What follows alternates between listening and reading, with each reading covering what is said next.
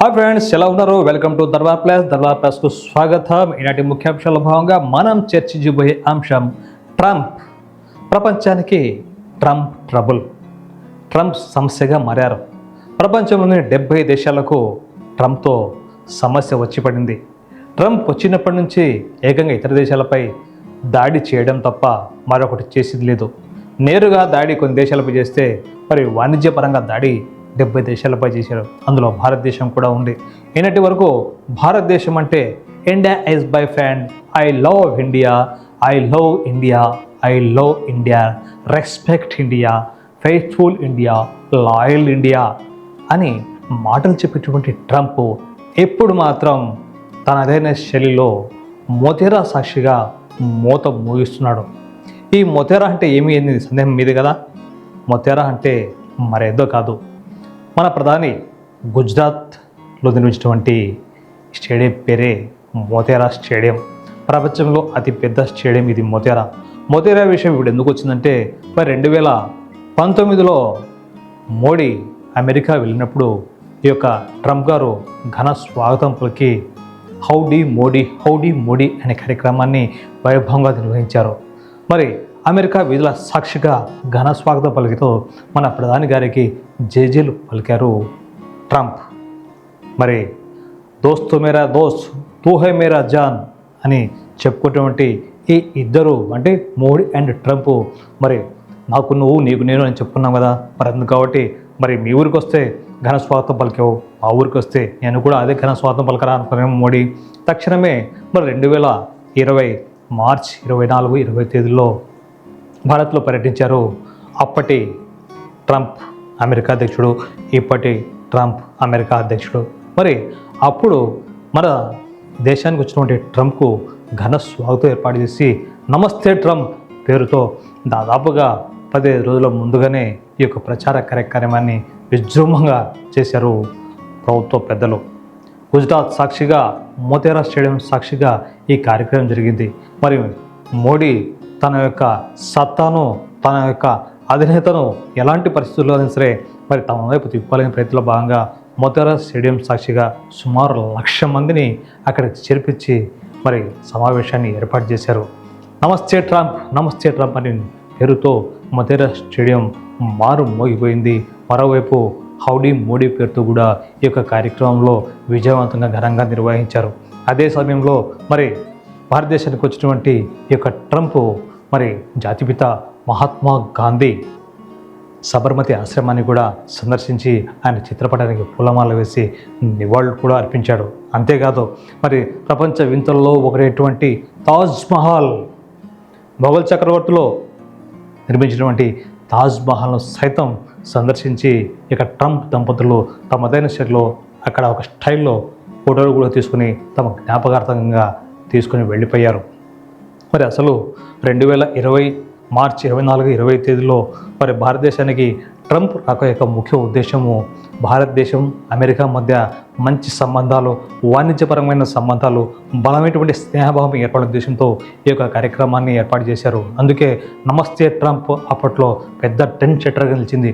ప్రపంచవ్యాప్తంగా భారతీయులు ఎక్కడ ఉన్నా సరే ట్రంప్ ఇండియాకు వస్తున్న ఉద్దేశంతో నమస్తే ట్రంప్ అంటూ తమదైన శైలిలో స్పందించి ట్రంప్కు ఘన స్వాగతం పలికారు. ప్రపంచంలో ఏ దేశంలో కూడా జరిగినటువంటి ఘన స్వాగతం ట్రంప్ మన భారతీయులు ఇచ్చారు. కానీ ఈరోజు ట్రంప్ ఏం చేశారు? మోడీ ట్రంప్ అనుబంధం, మోడీ ట్రంప్ స్నేహం, మోడీ ట్రంప్ మరి బంధాలు ఇప్పుడు ఏమాత్రం పనిచేయట్లేదు. నిన్న ఆపరేషన్ సింధూర్ సాక్షిగా పాకిస్తాన్కు మన దేశం చావు దెబ్బ తీసిన విషయం తెలిసిందే. అంటే పాకిస్తాన్ వక్రబుద్ధిని భారతదేశంలో పహల్గామ్లో ఈ యొక్క 26 మంది పర్యాటకులను కాల్చిపెట్టినటువంటి ముష్కరులకు దాడికి ప్రతీకారంగా పాకిస్తాన్పై ఆపరేషన్ సింధూర్ పేరుతో మరి దాడి నిర్వహించారు. ఈ దాడిలో పాకిస్తాన్కు ఘోర పరాభవం జరిగిందన్న విషయం ప్రపంచవ్యాప్తంగా జరిగిన తెలిసిందే. యుద్ధం అన్నాక సహజంగా రెండు వైపులా జరిగిన చిత్తుపాటి నష్టాలు జరుగుతుంటాయి. కానీ ఆ నష్టాలను పక్కన పెడితే భారతదేశం మొత్తం పైచేయి సాధించింది నరేంద్ర మోడీ ఆధ్వర్యంలో. మరి అదే సమయంలో మరి ట్రంప్ రెండవసారి అమెరికా అధ్యక్షుడిగా ఎన్నికైన తర్వాత ఫస్ట్ అగైన్ అమెరికన్ ఫస్ట్ అని చెప్పేటువంటి దానికి కట్టుబడి ప్రపంచంలోని దాదాపు 70 దేశాలకు పైగా ఈ దేశాల్లో ట్యాక్సెస్ సుంకాలు విధిస్తూ పన్నులు విధిస్తూ నడ్డి విడుస్తున్నారు. ఏకంగా 1, 2 కాదు, కొన్ని దేశాలపై 40%, 50%, పక్కన కెనడాలో ఉన్నటువంటి దేశంపై 35% పన్నులు విధించారట. ఇప్పుడు లేటెస్ట్గా ఉన్నటువంటి సమాచారం ప్రకారం మరి భారతదేశంపై కూడా మరి ఈ యొక్క ట్యాక్స్ విషయంలో భారతీయ బృందం అలాగే అమెరికా వాణిజ్య బృందం ఇప్పటికీ 5-6 సార్లు అమెరికా పర్యటించింది. అయినప్పటికీ వాణిజ్యానికి సంబంధించినటువంటి ఎటువంటి డీల్ కూడా కుదరలేదు. మరి ఇదే సందర్భంలో మరి ట్రంప్ భారతదేశంపై పన్నులు విధించడానికి ఆగస్టు 1 నుంచి అమలు వస్తాయని చెప్పారు. అంతకుముందే ఈ యొక్క ఇంగ్లాండ్ను పర్యటించినటువంటి ప్రధాని మోడీ ఆ యొక్క ఇంగ్లాండ్తో ఫ్రీ ట్రేడ్ FTAను చేసుకున్నారు. అంటే ఎటువంటి సుంకాలు లేనటువంటి వ్యాపారం కోసం అక్కడ ఒప్పందం కూర్చుకోవడం జరిగింది. కానీ ట్రంప్ మాత్రం ఇప్పటికీ భారతదేశం పట్ల తన విద్వేషాన్ని వెళ్ళగక్కుతున్నాడు. అసలు భారతదేశం అంటే శత్రుదేశం అన్నట్టుగా చూస్తున్నాడు. నిన్న మొన్నటి వరకు దోస్తు మేరా దోస్తు హే మేరే జాన్ అన్నట్టు పాట పాడుకున్నటువంటి మోడీ ట్రంప్ మధ్య ఇప్పుడు విభేదాలు తారాస్థాయికి చేరుకున్నాయి. ఆ విభేదాలు వారిద్దరి మధ్య ఉంటే పర్వాలేదు, కానీ ఇప్పుడు 2 దేశాల మధ్య ఈ యొక్క విభేదాలు విద్వేషాలకు దారితీస్తున్నాయి. వాణిజ్యానికి చాలా భారీగా నష్టం జరిగే అవకాశం ఉంది. ముఖ్యంగా వ్యవసాయ రంగం, ఆక్వా రంగం, అలాగే పరిశ్రమలకు సంబంధించినటువంటి ఆటోమొబైల్ పరిశ్రమలు, అలాగే ఔషధ పరిశ్రమలు కూడా ఈ యొక్క ట్రంప్ నిషేధాల కారణంగా, ఈ యొక్క ఆంక్షల కారణంగా, ట్యాక్స్ల కారణంగా భారీ ఎత్తున నష్టపోవాల్సి వస్తుంది. నమస్తే ట్రంప్ అని భారీగా ఈ యొక్క కేకులు వేసినటువంటి ఈ యొక్క బీజేపీ నేతలు, నరేంద్ర మోడీ సాధ్రంలో ఉన్నటువంటి నేతలు ఇప్పుడు నరేంద్ర మోడీని ట్యాక్స్ ఎందుకు విధిస్తున్నావు, అసలు ఉద్దేశం ఏమిటి అని గట్టిగా ప్రశ్నించే ప్రయత్నం కూడా చేయలేకపోతున్నారు. అంటే ట్రంప్కు నరేంద్ర మోడీ భయపడ్డారా అన్న వాదనలు కూడా CPM లాంటి వామపక్షాలు ఇప్పటికీ చేస్తూ ఉన్నాయి. అంటే కేవలం ట్రంప్ యొక్క భయంతోనే మోడీ నోరు మెదపడం లేదన్నది CPM, మిగతా వామపక్షాల యొక్క ఆవేదన, భావన కూడా. మరి ఇదే సమయంలో నమస్తే ట్రంప్ను ఇంత ఘనంగా నిర్వహించి ఇంతటి సత్తాను చాటి మరి ప్రచారాన్ని విస్తృతంగా చేసుకుంటే మోడీ అమెరికా యొక్క వాణిజ్య ఆంక్షల విషయంలో మోడీని ఎందుకు ప్రశ్నించడం లేదు? మొదేరా సాక్షిగా ఆతిథ్యాన్ని ఘనంగా ఇచ్చినటువంటి మోడీకి మోగేటట్టుగా భారతదేశంపై పన్నులను విధిస్తూ తన యొక్క కసిని తీసుకునే ప్రయత్నం ఎంత మాత్రం సమంజసం కాదు. ఇప్పటికే భారతదేశానికి సంబంధించినటువంటి మరో వాణిజ్య బృందం త్వరలో అమెరికాలో పర్యటించబోతుంది. ఈసారైనా సరే ఇక మంచి ఒప్పందం కోరుతుందని ఆశిస్తున్నారు భారతీయులు. ఎందుకంటే ట్రంప్ సాక్షిగా ఇక్కడ భారీ నష్టం జరగబోతుంది. సాధారణంగా భారతదేశంలో ఈ యొక్క పన్నులకు కాస్త ఎక్కువనే ఉన్నాయి. ఇప్పటికే GSTలు కానీ మరో రకాల రూపంలో కానీ సామాన్యులు చాలా ఇబ్బందులు పడుతున్నారు. అలాగే మరి విదేశీ వ్యాపారానికి సంబంధించినటువంటి ముఖ్యంగా మన దేశంలో ఉన్నటువంటి వ్యవసాయ ఉత్పత్తులు మరి ఇతర దేశాలకు వెళ్ళాలన్నా, అమెరికా లాంటి దేశాలకు వెళ్ళాలన్నా ట్యాక్స్ భారీగా ఉంది. ఉదాహరణకు 2024 సంవత్సరంలో మనం గమనిస్తే ఈ యొక్క భారతదేశం అమెరికాకు చేసినటువంటి ఉత్పత్తుల్లో పరిశ్రమలకు సంబంధించినటువంటి ఈ ఆటోమొబైల్ పరిశ్రమలు, అలాగే ఇనుము పరిశ్రమలు కూడా చాలా ఎక్కువ ఉన్నాయి. కేవలం ఈ యొక్క ఐరన్కి సంబంధించినటువంటి పరిశ్రమలో 50% ట్యాక్స్ విధించింది అమెరికా ప్రభుత్వం. అలాగే ఆటోమొబైల్ విషయంలో కూడా 25% విధించింది ట్యాక్స్. మరి అంటే ఎట తిరిగి భారతదేశానికి యొక్క పన్నుల మూత తప్ప మరొకటి తప్పలేదు. ట్రంప్ వచ్చాడు, మరి రెండోసారి భారతదేశానికి ఎంతో మేలు జరుగుతుంది. భారతదేశం అమెరికా మధ్య వాణిజ్య సంబంధాలు కాకుండా స్నేహ సంబంధాలు కూడా మరింత మెరుగుపడతాయని ఆశిస్తే ఆ విధంగా జరగలేదు. సరిపోదు కదా, పక్కన ఉన్నటువంటి శత్రుదేశం పాకిస్తాన్తో వాణిజ్య ఒప్పందాన్ని చేసుకుని ఏకంగా అక్కడ పెట్రోలియం ఉత్పత్తులను నిల్వ చేసుకునే విధంగా సంపూర్ణ సహకారం అందించడానికి కూడా పాకిస్తాన్కు తన అభిమానాన్ని, తన యొక్క గిఫ్ట్ను ఇచ్చారు ట్రంప్. అంటే ఇంకో విచిత్రం ఏమంటే ఇక పాకిస్తాన్తో ఒప్పందం జరిగినటువంటి సందర్భంలో ట్రంప్ మరో విషయం కూడా స్పష్టం చేశారు. రాబోయే రోజుల్లో పాకిస్తాను భారతదేశానికి ఇంధన సరఫరా చేయవచ్చు అంట. అంటే ఇంధనాన్ని, పెట్రోల్ను అమ్ముకునే అవకాశం ఉందని కూడా ఆయన జోస్యం చెప్పారు.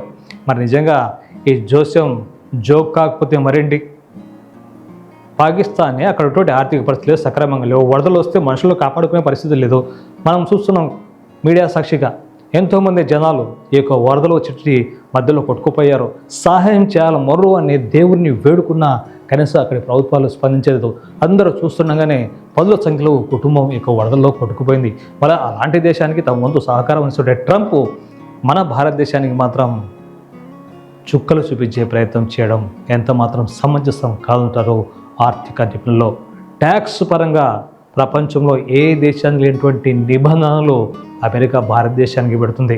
అలాగే రష్యా నుంచి చమురు కొనుగోలు చేయకూడదు, ఇరాన్ నుంచి చమురు కొనుగోలు చేయకూడదు, అలాగే చైనా నుంచి కూడా ఈ యొక్క ఎలాంటి ఉత్పత్తులు కొనుగోలు చేయకూడదని నిషేధం విధించింది. అంటే ఓ రకంగా చూస్తే రష్యాకు సహకారం అందించేటువంటి ఏ దేశం పైన సరే తాము పన్నులు విధిస్తున్నామన్న విషయాన్ని ట్రంప్ స్పష్టం చేశారు. ప్రపంచానికే అతి పెద్ద సమస్యగా మారినటువంటి 2000 సంవత్సరంలో 2YK సమస్య వచ్చినప్పుడు భారతీయులే ఆ సమస్యను పరిష్కరించారన్న విషయం మరి అమెరికా అధ్యక్షుడికి అర్థమవుతుందా? భారతీయులే ఆ రోజు సమస్యను పరిష్కరించకపోతే ఈరోజు ప్రపంచమే తలకిందులు అయిపోయేది. మరి అలాంటి సమస్యను పరిష్కరించి ప్రపంచానికి అమెరికాకు చక్కని మార్గాన్ని చూపేటువంటి భారతీయుల పట్ల ఈ విధంగా ట్రంప్ ఆంక్షల పేరుతో వేధించడం, వేధింపులకు గురి చేయడం, మరి నష్టం కలిగించే విధంగా ప్రవర్తించడం ఎంత మాత్రం సమంజసం కాదు.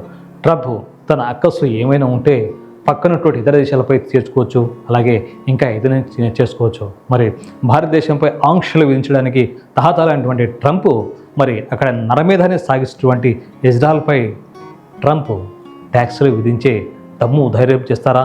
అంటే ఇజ్రాయెల్ మిత్రదేశం కాబట్టి సంఖలో కూర్చోబెట్టుకున్న ఊరుకోవచ్చు, కానీ భారతదేశం లాంటి మిత్రదేశం అని చెప్తూనే ఇలా ఆంక్షలు విధించడం అంటే చాలా దారుణమైన పరిస్థితి. కేవలం విద్వేషాన్ని నింపుకునే ట్రంప్ ఈ విధంగా భారతదేశం పట్ల సానుకూల వైఖరి వివరించాల్సింది పోయి ఇలా శత్రువు వైఖరి వివరించడం ఎంత మాత్రం సమంజసం కాదంటారు టీవీలో. రాబోయే రోజుల్లో ప్రస్తుత పరిస్థితి ఇలాగే కొనసాగితే ట్రంప్ ద్వారా భారతదేశానికి కాదు ప్రపంచం మొత్తానికి కూడా భారీ నష్టం జరిగే అవకాశం ఉంది. మరి ఆర్థిక వ్యవస్థలు కూడా భారీగా నష్టపోయే అవకాశం ఉంది.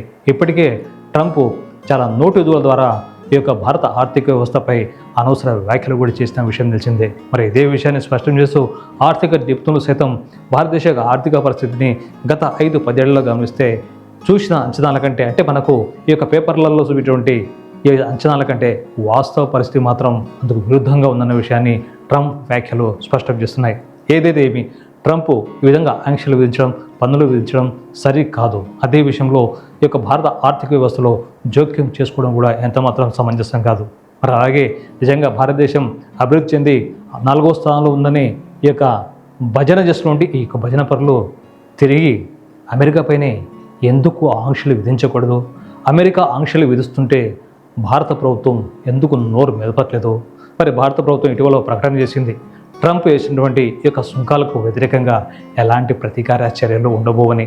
నిజమే, ప్రతీకార చర్యలు ఉండకూడదు. ఎందుకంటే అమెరికాలో కొన్ని వేల మంది భారతీయులు జీవిస్తున్నారు. మరి ఇక్కడ భారతీయుల పరంగా ట్రంప్ మీద కోపంతో ఏ ఒక చిన్న నిర్ణయం తీసుకున్నా కూడా అక్కడ వారిపై ప్రభావం పడే అవకాశం ఉంది. ఇది హర్షించదగ్గ విషయమే. కానీ సార్వభౌమత్వాన్ని, భారతదేశం యొక్క సార్వభౌమత్వాన్ని, ఆత్మాభిమానాన్ని తాకట్టు పెట్టేసి ట్రంప్కు చేయి కొట్టడం ఎంతవరకు సమంజసం కాదు. ట్రంప్ ఎదుస్తున్నటువంటి ఈ యొక్క సుంకాలను అడ్డుకోవడం లేదా మరోసారి చర్చల ద్వారా పరిశీలించుకోవడం ఎంతైనా అవసరం. మరి ఇదే విధానంలో కొనసాగితే ప్రపంచ దేశాలతో ప్రస్తుతం భారతదేశం పోటీ పడుతుంది. మరి ఆర్థిక వ్యవస్థకు కాస్త భారం కానీ, ఇబ్బంది కానీ, అంతరాయం కానీ కలిగిస్తే మరి నష్టపోయేది ప్రపంచంలోని భారతీయులే కాదు, భారతదేశంలో ఉన్నటువంటి ప్రతి భారతీయుని కూడా నష్టమే. అందుకే ట్రంప్ ప్రపంచానికి ట్రబుల్. ఈ టక్కరి ట్రంప్కు తనదైన పద్ధతిలో సమాధానం చెప్పాల్సిన అవసరం భారత ప్రభుత్వానికి ఎంతైనా ఉంది. మొన్నటికి మన విధానమే హాలిన విధానం. అంటే ప్రపంచంలోని ఏ దేశానికి కూడా పూర్తి స్థాయిలో సహకారం అందించదు, పూర్తి స్థాయిలో ఒక దేశానికి సహకారం ఉండదు, తటస్థంగా ఉంటుంది. మరి ఇరాన్ యుద్ధం విషయంలో మరి భారతదేశం కూడా తటస్థంగా ఉంది. అలాగే ఉక్రెయిన్, రష్యా విషయంలో కూడా భారతదేశం తటస్థంగా ఉంది. అంటే కొన్ని సందర్భాల్లో తటస్థంగా ఉండడం అనేది మా దేశం యొక్క విదేశాంగ విధానంలో అతి ముఖ్యమైనది.